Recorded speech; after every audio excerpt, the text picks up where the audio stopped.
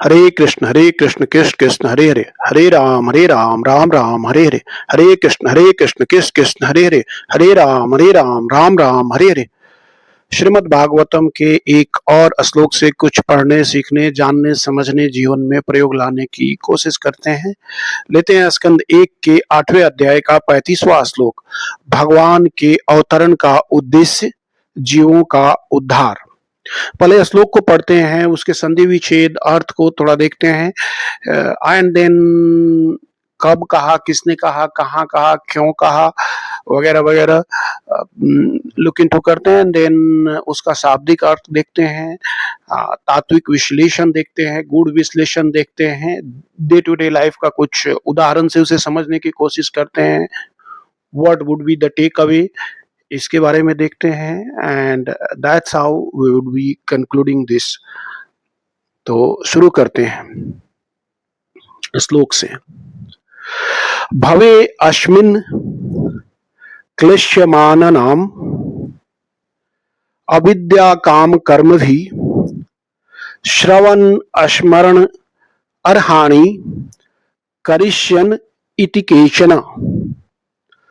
भवे अस्मिन् मतलब हुआ भाव जोड़ अस्मिन मिलके, इस संसार में, क्लिश्यमानानाम जो कष्ट पा रहे हैं, अविद्या काम कर्म भी मतलब अज्ञान, वासना और कर्मों से, श्रवण स्मरण अर्हाणि मतलब ये हुआ सुनने, स्मरण करने और पूजा करने योग्य, करिष्यन मतलब करने वाले हैं, इति केचत ऐसा कुछ लोग कहते हैं। इसका सबसे पहले हिंदी अर्थ ही समझ लेते हैं, देन विल लुक इनटू कब, कहाँ, किसने, कैसे कहा। कुछ लोग कहते हैं कि भगवान इस भौतिक संसार में अविद्या मतलब अज्ञान, काम मतलब भोग की इच्छा और कर्म मतलब कर्म बंधन से पीड़ित जीवों के उद्धार के लिए अवतार ग्रहण करते हैं, ताकि वे भगवान के श्रवण, स्मरण और अर्चन के योग्य दिव्य लीलाएं प्रकट करें। अब देखते हैं ये किसने कहा। यह श्लोक कुंती देवी ने भगवान श्री कृष्ण को संबोधित करते हुए कहा। क्यों कहा? पांडवों और उसके परिवार पर आए घोर संकटों से उद्धार पाने के बाद कुंती देवी ने भगवान की स्तुति करते हुए उनके अवतरण का वास्तविक रहस्य और उनके परम करुणामय उद्देश्य को जानने की जिज्ञासा प्रकट की। किसने कहा? भगवान कृष्ण से। कहाँ कहा? ये जगह जो है हस्तिनापुर, कुरुक्षेत्र युद्ध के बाद श्री कृष्ण पांडवों से विदा लेकर द्वारका जाने की तैयारी कर रहे थे। किससे कहा? भगवान श्री कृष्ण से। और कब कहा? आज से कितने साल पहले? यह घटना लगभग 5000 वर्ष पूर्व की है। कुरुक्षेत्र युद्ध की समाप्ति और कलयुग के आरंभ के ठीक बाद है। अब इसका गूढ़ विश्लेषण, तात्विक विश्लेषण, दार्शनिक विश्लेषण करके देखते हैं। यह श्लोक माता कुंती की प्रार्थना का भाग है। यहाँ वे कहती हैं कि भगवान का अवतार केवल दुष्टों के विनाश के लिए नहीं, बल्कि भव सागर में दुख पा रहे जीवों को उद्धार देने के लिए भी होता है।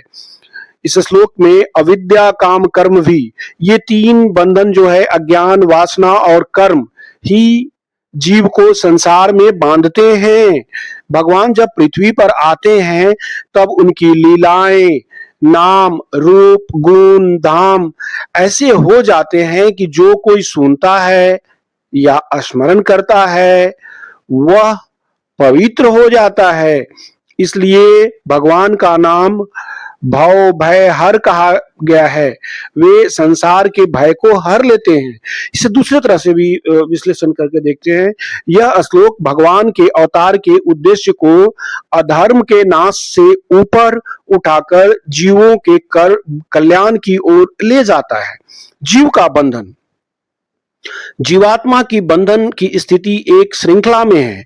अविद्या, स्वयं को शरीर मानना, मेरा नाम ये है XYZ etcetera and so on, इसका मूल कारण है जिससे काम, भौतिक भोग की इच्छा उत्पन्न होती है और यह काम फिर कर्म मतलब कर्म फल के बंधन में डालता है, जिसके कारण क्लेशमाना नाम मतलब जो श्लोक में दिया है, कष्ट होता है।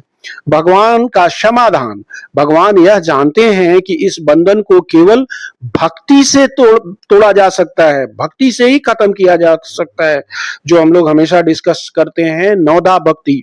इसलिए वे ऐसी श्रवण, स्मरण, अर्हाणी, सुनने और याद करने योग्य लीलाएं करते हैं। ये लीलाएं ही जीव को भौतिक चर्चाओं से हटाकर दिव्य चर्चा में संलग्न करती है।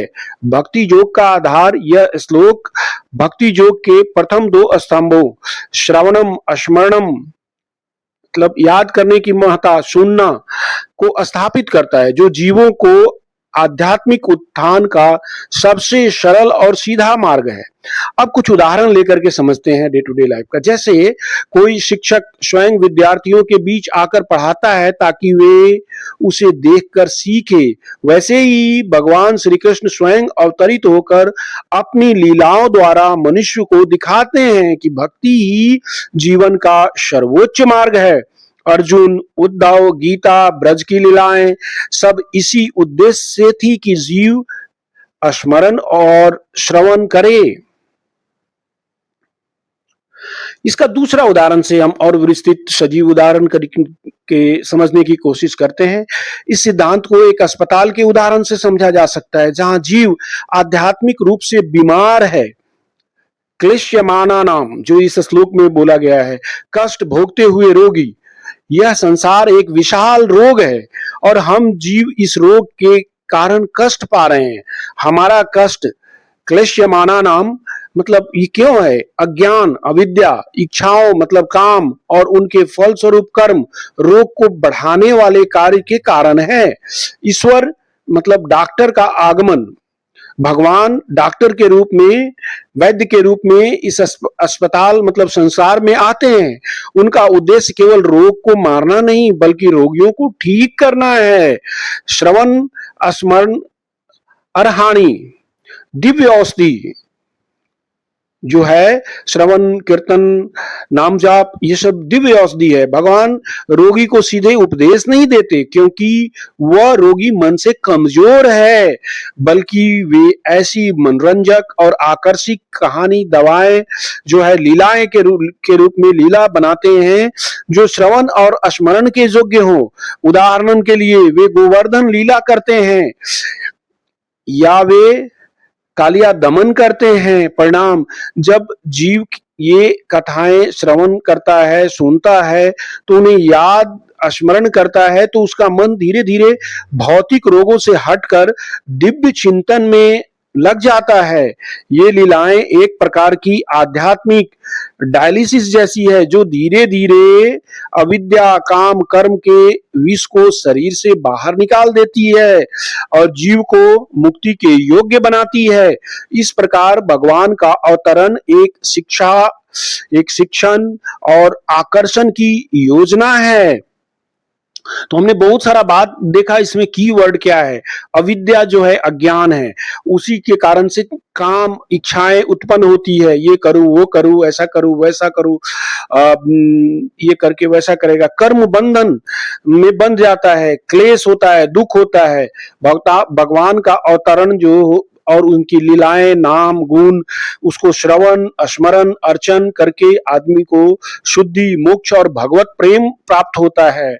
तो यहाँ पे भगवत प्रेम, भक्ति की बात कर रहे हैं। मेन चीज है भगवत भक्ति। लेट अस सी नवधा भक्ति, जो आप सब जानते हैं, सुने हैं, भगवत पुराण में इसका वर्णन भी किया हुआ गया है। प्रहलाद महाराज भी बोले हैं। तो इसमें जो है 9 चीजें जो है, श्रवण, कीर्तन, स्मरण, पाद सेवनम, अर्चन, वंदन, दास, शक्य, आत्मनिवेदन, ये सब जो है करने से मन की शुद्धि होती है, मोक्ष और भगवत प्रेम प्राप्त होता है। जैसे श्रवण, सुनना, जैसे राजा परीक्षित ने किया, श्रवण किया 7 दिन श्रीमद् भागवतम का। कीर्तन मतलब गुणगान करना, जैसे सुखदेव जी ने गुणगान किया। स्मरण मतलब याद करना जैसे भक्त प्रहलाद ने किया, पाद सेवनम चरणों की सेवा जैसे देवी लक्ष्मी ने किया, अर्चन मतलब पूजा करना जैसे राजा पृथु ने किया, वंदन मतलब प्रणाम करना जैसे अक्रूर ने किया, दास्य सेवक भाव जैसे हनुमान जी ने किया, सख्य मतलब मित्र भाव जैसे अर्जुन ने किया, आत्मनिवेदन मतलब सर्वस्व समर्पण जैसे राजा बलि ने किया। इसमें सबसे आसान जो है शुरू का 3 है, टॉप 3 जो श्रवण कीर्तन स्मरण, ये तीनों एक दूसरे से रिलेटेड है और इसमें कोई खर्चा नहीं है, कोई हेल्थ चैलेंज नहीं है, कोई रेस्ट्रिक्शन नहीं है, कहीं भी कर सकते हैं, कभी भी कर सकते हैं, इवन हंसी मजाक में भी भगवान का नाम ले रहे हैं तो पुण्य होता है। श्रीमद् भागवतम में इसका बहुत विश्लेषण है, खास करके ये एक श्लोक, संकेत्यं परिहास्यम वा अस्तोभं हेलन मेव वा वैकुंठ नाम ग्रहणम अशेष अद हरंग विदु।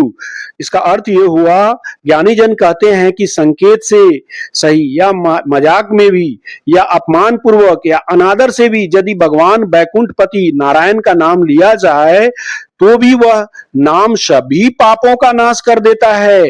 नाम जब से असंख्य लोगों का कल्याण हुआ।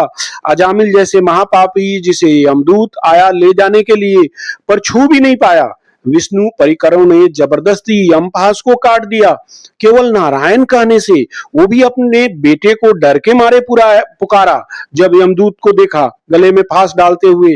बाद में जब उसे एहसास हुआ तो नाम जाप से इस महापापी को भी बैकुंठ मिला। बैकुंठ का मतलब कोई कुंठा नहीं, ऐसा जगह यहाँ पे हमेशा हमको डर लगी रहती है, कुछ न कुछ हमेशा दिमाग में चलते रहता है।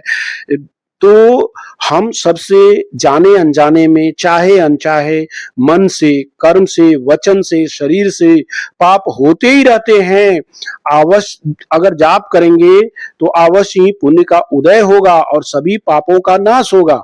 आप भी जाप करिए, जहां कहीं भी हैं, जिस काल में हैं। जो छोड़ के जाना है वही हम दिन रात जमा करने में लगे रहते हैं और जो लेके जाना है जैसे भक्ति, नाम जाप, भगवत स्मरण, वो जमा नहीं करना चाहते। तो शुभ काम में देरी क्यों, मेरे साथ बोलिए और हमेशा बोलते रहिए, बोलते ही रहिए। No matter what you do, where you are, and this will never trouble you. As a matter of fact it will surely open good fortune for you, me, everyone, and जो बगल में सुनेगा उसका भी कल्याण होगा। तो जाप करते हैं, हरे कृष्ण कृष्ण कृष्ण हरे हरे, हरे राम राम राम हरे हरे, हरे कृष्ण कृष्ण कृष्ण हरे हरे, हरे राम राम राम हरे हरे।